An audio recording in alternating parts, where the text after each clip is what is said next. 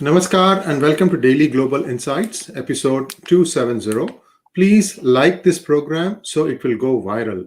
Today is Monday, November the 1st, and we start with global news. In global news, G20 meeting concludes with no accord in place for reducing greenhouse gas emissions, with Russia and China deferring action till 2060.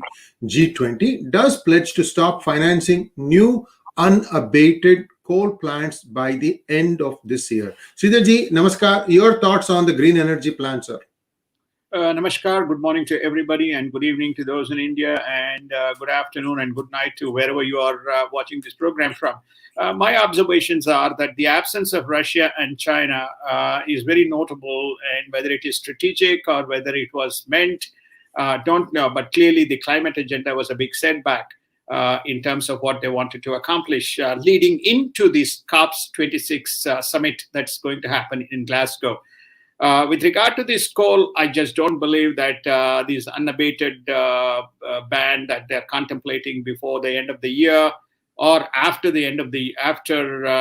past this year, that they may not have any plans. I know ADB, Asia Development Bank, has already implemented. Whether any of these other nations are going to follow through remains a big question. We reported in DGI, China importing more coal actually from Russia.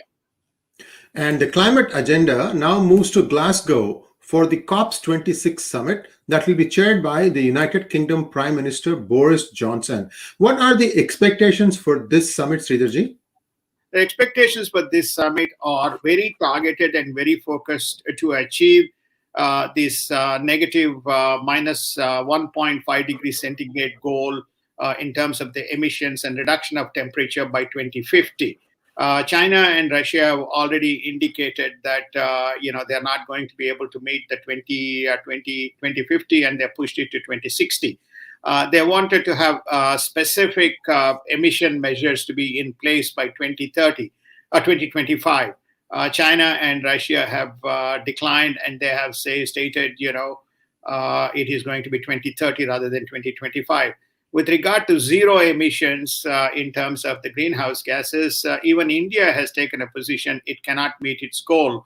And Indian Prime Minister Modi has become the champion for the developing nations by saying developed nations must do more because they have consumed energy and achieved a specific equilibrium in the economic state, whereas the developing nations are evolving. Imposing all these conditions and additional capital costs only makes this economy go backward for a period of time until it catches up. So the developed nations must do more while accepting that these other nations will come along and meet the broader guidelines. On the sidelines of the G20 meet, United States Secretary of State Anthony Blinken and Chinese Foreign Secretary Wang Yi met, and appears that Mr. Blinken has issued a stern warning to China that no unilateral action should be taken against Taiwan. Sridharji, this is the first time I'm seeing US draw the line and say, you better don't do anything. I commend, hats off to United States for taking a brave stand. But having said that, let's wait and see what unfolds today, because we have a series of missteps as far as United States announcements are concerned. Once one party makes an announcement, somebody else will come in and make a different announcement. But as it stands, Blinken's statement to Wang Yi is a very, very laudable and very positive expression of where United States stands as far as Taiwan is concerned. And Macron says Australian PM lied over the submarine deal. UK and France continue their banter over fishing trawler issues. The AUKUS skirmishes continue. Sridharji, what is United Kingdom's gain in AUKUS for the nuclear submarine deal?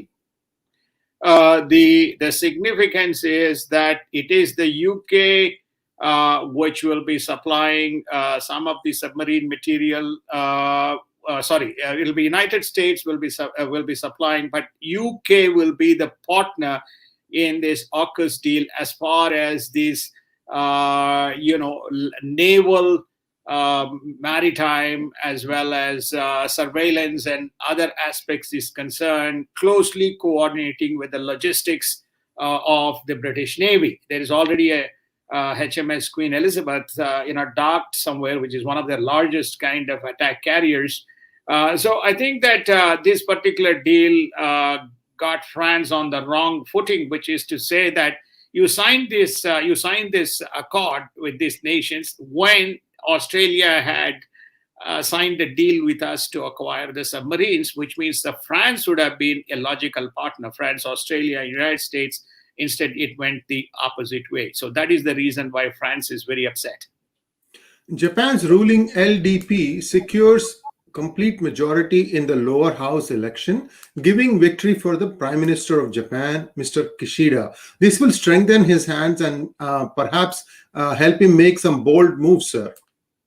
It is, I think, 293, if I remember the number, 293 to 193. There was some questions on exit polls whether he needs to be reliant on the some smaller coalition parties. It looks like it's a narrower majority than what he had before.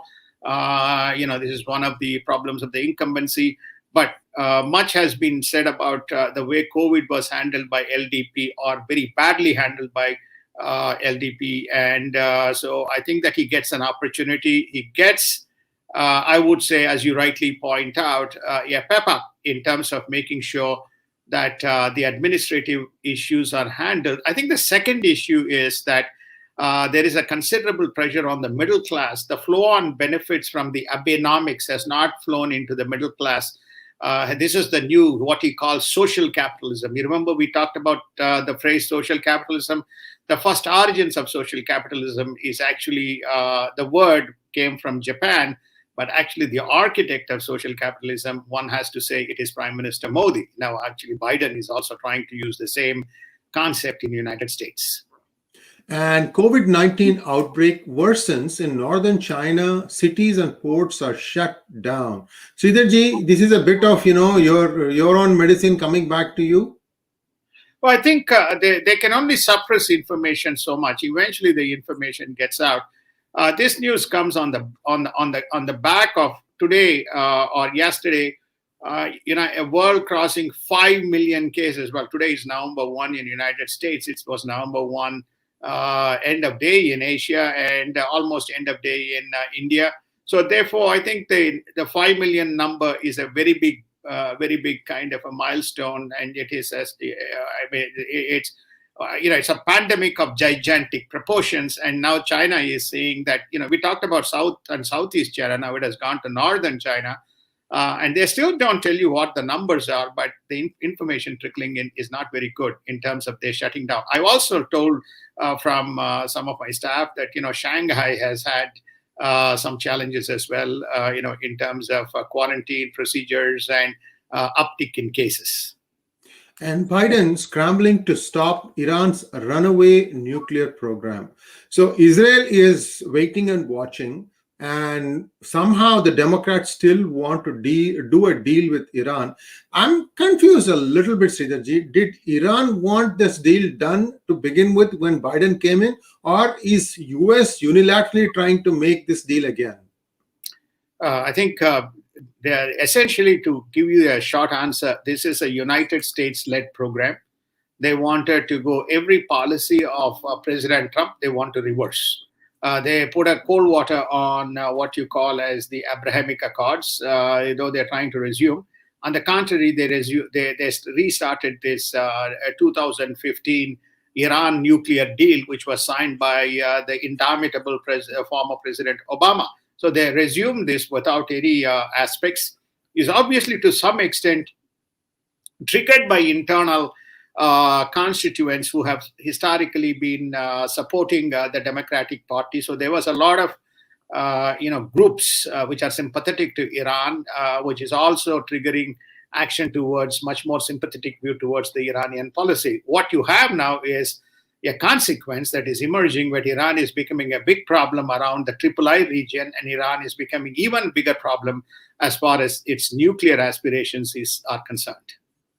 Israeli airstrikes overnight near Damascus target Hezbollah and other Iranian-affiliated groups. The strikes hit munitions depot, as per Syrian reports. Sridharji, so this is what I was mentioning, that Israel is again starting to act in the region of Three Eyes. A little bit more perspective here, Siddharji, from you on why now Lebanon has become another hotspot, because we also saw that Saudi Arabia and a few other countries have, did something yesterday. I don't remember exactly what was the move. So there is some activity going on there vis-a-vis Lebanon. Okay, first on the last point, which is namely, remember that the Lebanese foreign minister went and made the most unwarranted statement in Saudi, which is where he critiqued Saudi's policies as it related to Houthis. The next consequence is that they sent all these ambassadors out. The Lebanese ambassador from Saudi Arabia out, immediately followed by UAE, Kuwait, and Bahrain. Because they're very synchronized foreign policies between Saudi and those three nations, and especially as far as the Houthis are concerned, which is an Iranian surrogate operating out of Yemen. So that is the first. With regard to your first question, which is to respond to, give me a perspective, the perspective is that under Trump, they knew they're all going to be hit. But it doesn't matter whether it is Iranians, Taliban, whether it is Al-Qaeda, whether it is Al-Nusra, or whether it is the Al-Baghdadi group. They knew they're going to be hit. Whenever they move, they are visible in the radar, a drone will hit them. So they're all kind of, hid in their burrows. Now they recognize that there is a very loose administration, and there is a very sympathetic administration to Iran and some of the other causes, because no precipitous action has been initiated by United States, even when they were attacked in Iraq, when they were attacked in northern Syria, and when they were attacked in that what you call the Kirkuk, the northern and the Syrian border, especially in the Peshmerga region, when there was lots of attacks. So that then spilled into the footprint of Hezbollah and to some extent Hamas in the Lebanon region, which is where there has been so much of instability. And if you recall, even before Biden came in, there was a big munitions depot in Lebanon taken out. And they was not sure whether it was done by the Israelis or whether it was done by someone. Since then, Lebanon had plunged into a complete disaster. So what you're now seeing, now this is the context. So Iran is raising its head around the whole region, and they somehow were able to persuade Iraq to get the United States troop out, and United States has been reducing the troops around the Iraq region.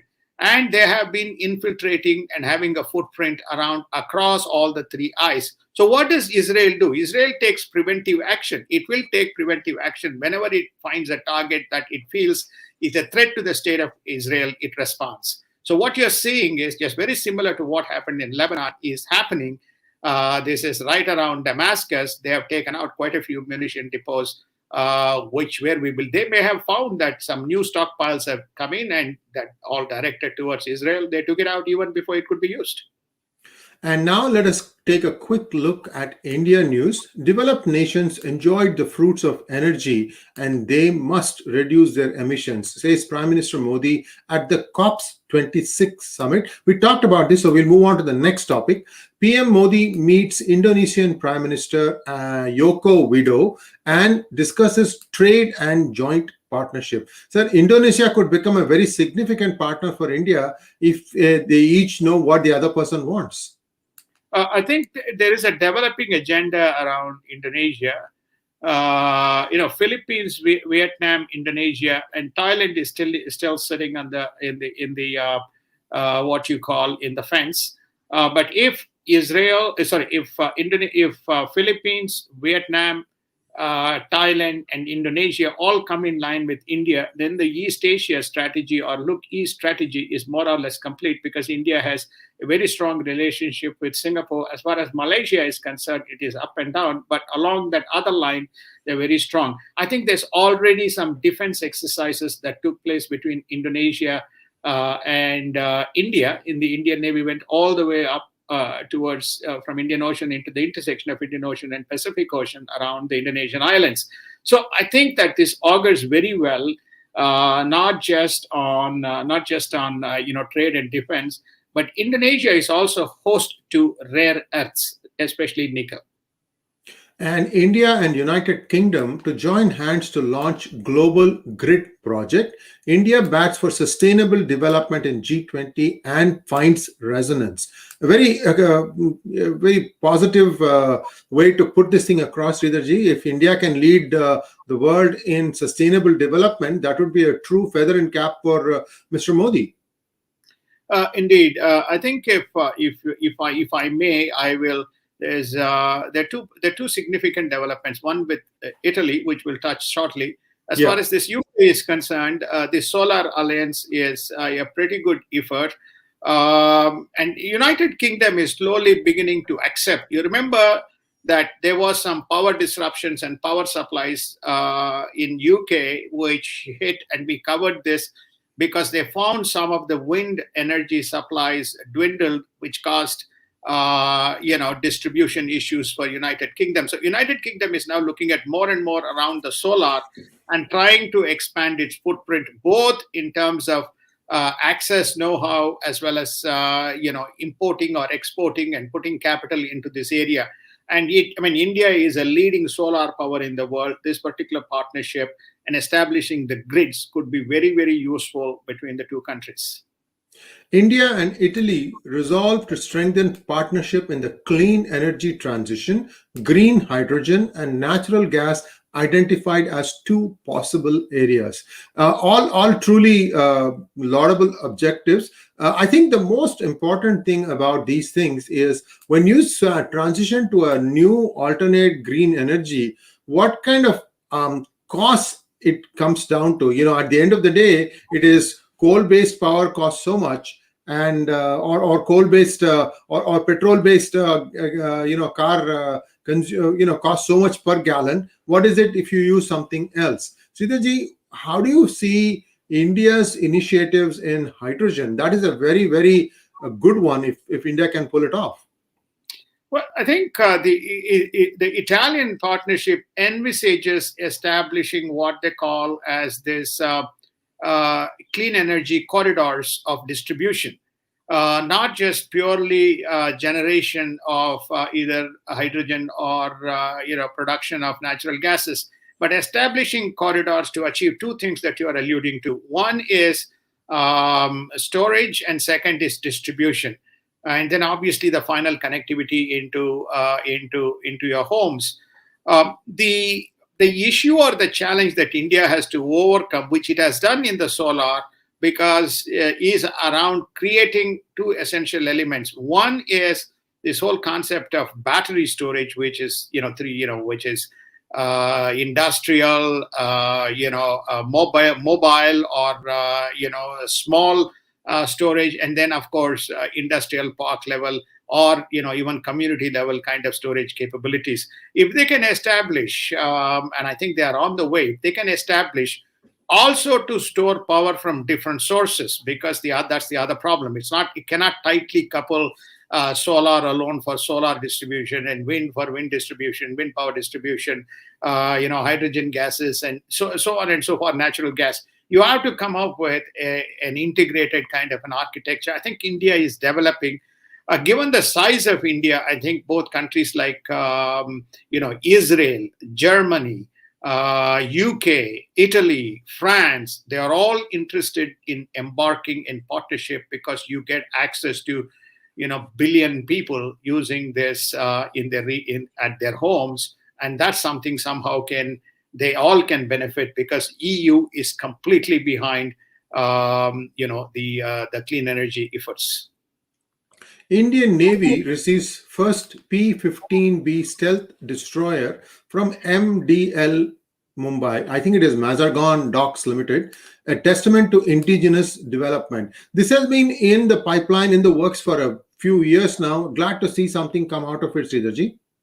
Well, I think the objective of pointing out is that you have indigenously developed technology coming, and they are augmenting, not just on the space, not just on the air, and not just on the surface, but they are very much well into the naval side as well. They have been really, really augmenting the capabilities of both indigenous manufacturing and indigenous access to both supplies, maintenance, and so on. It is they are deployable. So I think it is now coming into mainstream usage by the Navy and augurs well. Remember, India has also been acquiring both surveillance planes, drones, and attack capabilities that they can initiate on the back of our India's naval power.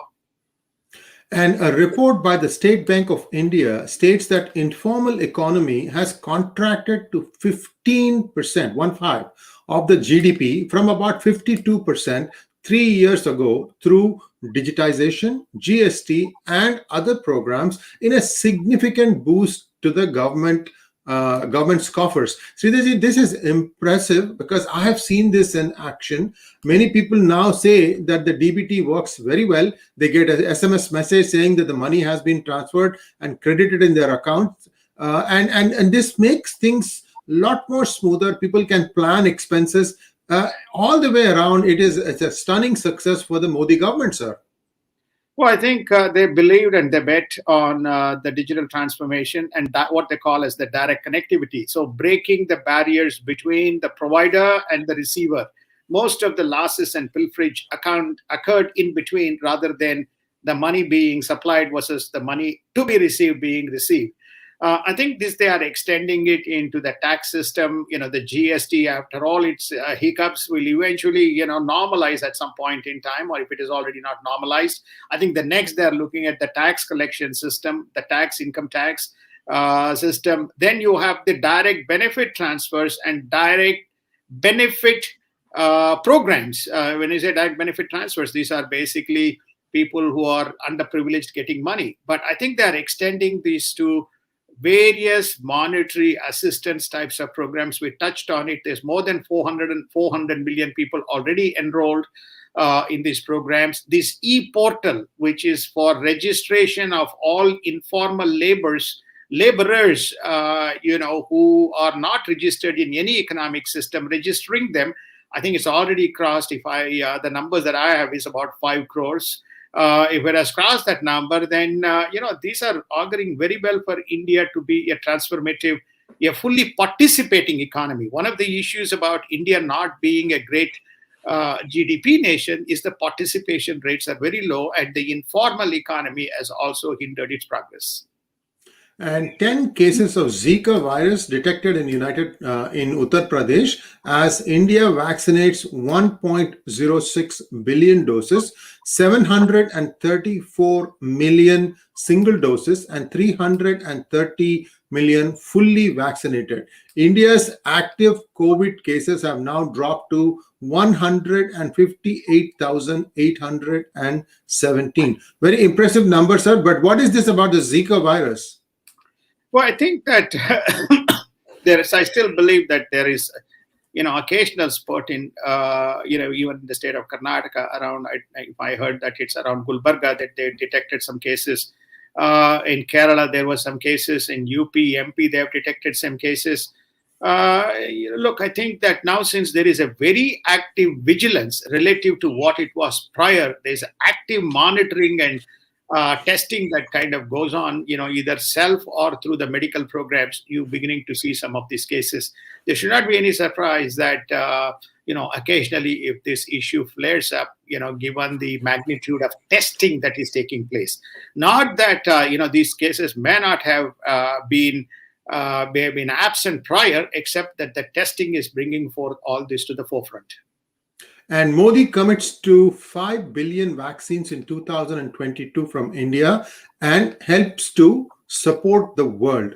Sridharji, again, this vaccine diplomacy now beginning to take off as India has got control of its vaccine development. I hope that this will at least help the world come out of this COVID pandemic. It has gone on for far too long. We are now coming up to 2 years. Yes, sir. I think the goal that, as on the back of this 5 billion vaccines, which was announced, which we covered yesterday, was to vaccinate the world 70%, to vaccinate 70% by mid-2022. The only way you can do that is when you have adequate vaccine supplies.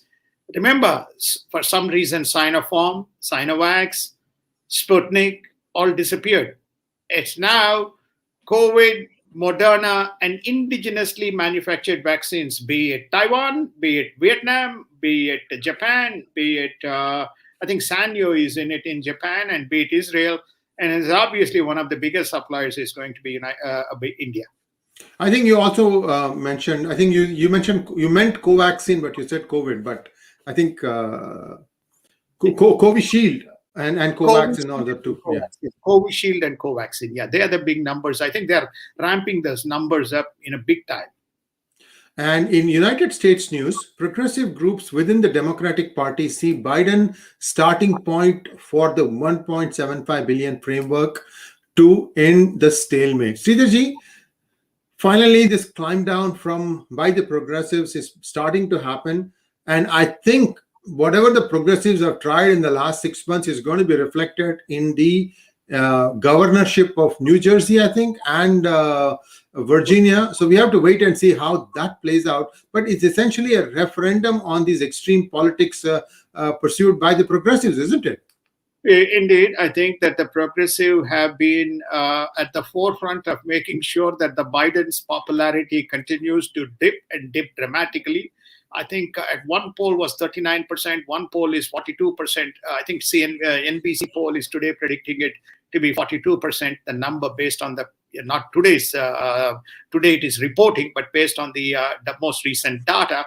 I think there are 4 issues which are at the forefront. Oh, by the way, another number that we will cover tomorrow is apparently about close to 70% of the people think that across the spectrum think that their United States is going the wrong way in terms of the policies and general economic outlook and the policies that affect the common people. So the point that you're making is very valid. This budget stuff has gone on. The infrastructure 540 or 560 billion, which they always add up to 1 trillion, is held up because he's held to ransom because of this $3.5 trillion budget with all kinds of what you call expanding the universe of United States, or expanding the benefits of the universe. So again, I think we should get a resolution this week, but Bernie Sanders and others are still giving some hiccups to Biden that they won't pass it. My view is that some progress will be achieved this week. US small businesses fear blowback of Biden's global minimum tax on corporations and flowing downstream into the ecosystem. What is the fear that they have, Sridharji? Well, what happens is that when you have when you increase tax that they allocated, because you have, it's a double-edged sword. One, when you increase taxes, that means the amount available for giving back as dividend to investors is reduced, unless their capital allocation towards expansion of new programs is compromised to accommodate dividend and shareholder stakes. So what the small business is saying, who is the loser? We are not going to see more business coming from the corporations. They're going to shrink in terms of the allocation of available capital for more capital expansion and more augmented support to the small scale businesses. So he's going to see it. So this is the outcome of this minimum tax. 10,000 Afghans brought out of their country during the United States airlift have been processed, released, and resettled into the United States over the past 2 months, with some 53,000 still at military bases getting ready to be discharged. Questions remain over vetting. Sridharji, we have talked about this in the past, that some unknown elements have come in. In fact, some even called an Uber and melted into the countryside. It's really bizarre how somebody can escape the entire quarantine, call up an Uber, and then get in and run away. Sridharji, do we have any idea how many such instances happened? I think that, for how it happens, I think we live in a very collaborative and very virally collaborative and connected world. So, so that helps people they know exactly what they're doing. Otherwise, you won't be calling a Uber. Do we know how many such escapes? I think it's probably less than 100 is the number that is mentioned. Few of them, hiring cars and moving away. It may be even less than 50, but these numbers are always a little sketchy. But the number is not 5, the number is not 10, but it's certainly more. So I think any number which is around 50 or 100 seems fairly plausible given the rate at which this happened. Some people even hired a bus. We showed that video, if you recall, in Texas. Yes. So therefore, I think that these are things that are happening. What is causing concern is the one that we again reported in DGI 2 sessions ago, that in Virginia, the Pentagon has issued an alert. Within 6 months, there's an imminent possibility of a threat from ISIS footprint within United States. We have had Al-Qaeda, now ISIS footprint within the United States. There's also, I'm told, that Iranian sleeper cells fairly active. So this is what happens when you open the floodgates and when you bring in people for a political agenda rather than a social and human agenda. Biden scratches head when asked to comment about $450,000 to illegal immigrants per family. This is the most abominable initiative that this administration has put out. It is like giving a free check and also telling people, by the way, we are going to give you $500,000 just to come into the United States. This boggles the mind, Sridharji. It's astonishing that this is happening, when we are leaving $450,000 of a precious tax, just because Trump said, your son is on the other side, but whether he's your son or whether he is not your son. And I think, you have covered the Ilhan Omar story very well. You need more vetting. You stay on the other side until such time you come back, for which what you do, you pay a reparation fee of $450,000. Does it make, it just is ridiculous. Then why do you have your passport and immigration and naturalization and your border controls? You don't need to have anything. Immigration and Naturalization Service, INS, or Customs and Border Patrol. You don't need any of these things. You just allow everybody and anybody. You don't need airports. You can run freely in and out and do what you want. And again, this is all, this new socialistic policy that Biden and his constituents are trying to push to the detriment of economic and security agenda of the United States. And Biden says pushing OPEC countries to push oil supplies not inconsistent with climate goals. So is Biden saying to cut the production or saying to increase the production? I'm not clear. What he's saying is, on one side, you came in and you said that pipelines are cut, no new expansion, current leases, are not allowed to drill and operationalize those leases for more extraction of more oil. You are saying this, the existing pipelines, which are almost near completion, you stop that, and you're saying that is to make sure that the climate accord is met. While doing so, you are telling the overseas guys, Saudis and so on, you OPEC countries, you increase the oil supply. How does it kind of rationalize? When you can produce, when you had the capacity to be a net positive and be an exporter and generating revenues, you kind of cut your arm, and you are justifying that by asking other countries to do more. It doesn't either cut the climate accord or it doesn't cut the strategic agenda of United States. This is what they're saying, which is true. And the statement of Sarah Palin when she was running alongside John McCain for the presidency of United States still is etched in my mind, sir. Drill, baby, drill. Drill, baby, drill. Yes, because otherwise we are blowing dollars apart while we guzzle gas, while we use gas guzzlers to guzzle away. If there are no gas guzzlers, the auto industry in Detroit is dead. If the auto industry in Detroit is dead, there's no unions. If there's no unions, there's no Democratic Party. So it is like a vicious ecosystem that pervades. And all these fellows have been very successful in making sure United States has one of the worst public transport systems that one can ever think of. In many places, there's no trains. You have to only drive all the way. That means only drill. Supply chain issues could last as long as the pandemic, says Transportation Secretary Buttigieg.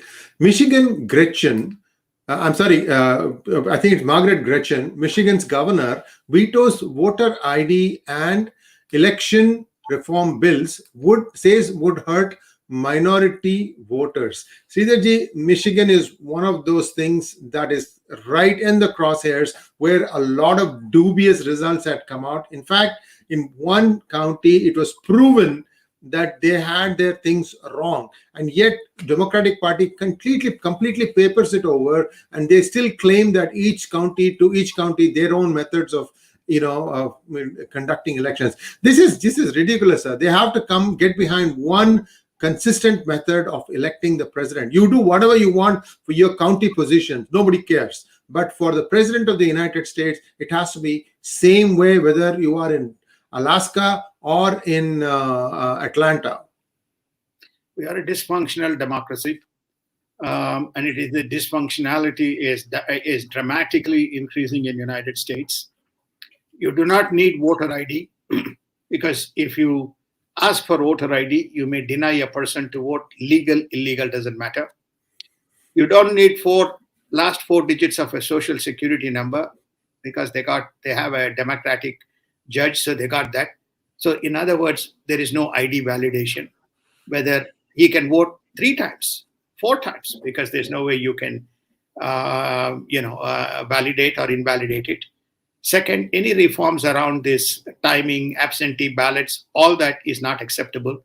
So it is a jamboree. It's a furphy. It's a free meal that anybody can come in, and you can wheel them in as you see appropriate, even as you are counting the votes. This is the nonsense that some of the democratic states have embarked on. The reason they've targeted the borderline states, or what we call as the states that are up for the grabs. Which are the states? Michigan is right there, along with Wisconsin and Pennsylvania and Texas and Florida and Carolinas and Arizona. The 7 or 10 states that we call the borderline states, which makes the difference between who becomes and who doesn't become the president of the country. And in 2016, less than 100,000 votes. The difference was made up in Pennsylvania, Michigan, and Wisconsin. If you go and attack the system there, you're done. That's exactly what happened. And rest is history. Now they are trying to introduce reforms. The reforms are being vetoed and blocked by the governor. This is the problem of what we have. This a triangulated structure of executive branch, legislative branch, as well as the judicial branch. Now, whatever the legislative branch, which is supposed to be enacting laws, has been vetoed by the executive branch, and that is permitted within the state constitution. And White House spokesperson Jennsaki tests positive for COVID-19. I hope she has a speedy recovery. Let's take a look at markets, sir. Stock futures rise as investors await Fed meeting and jobs report. Chinese economy showing signs of stagflation. I will stop there. So stagflation is a combination of stagnation and inflation, isn't it? And with the coal problem, I'm sorry, sir, with the coal problem, is China still having like a 2-day work week? I think they are still having a 2 to 3 day work week. The data is very sketchy. I think they are impacted by supply chains. That's number one. They're impacted by disruption in power supply. So this manufacturing, they are disrupted by the COVID impact of people not coming to work. That is not reported. They are disrupted by the Xi Jinping policies of disrupting every industry by virtue of these policies that he has brought in.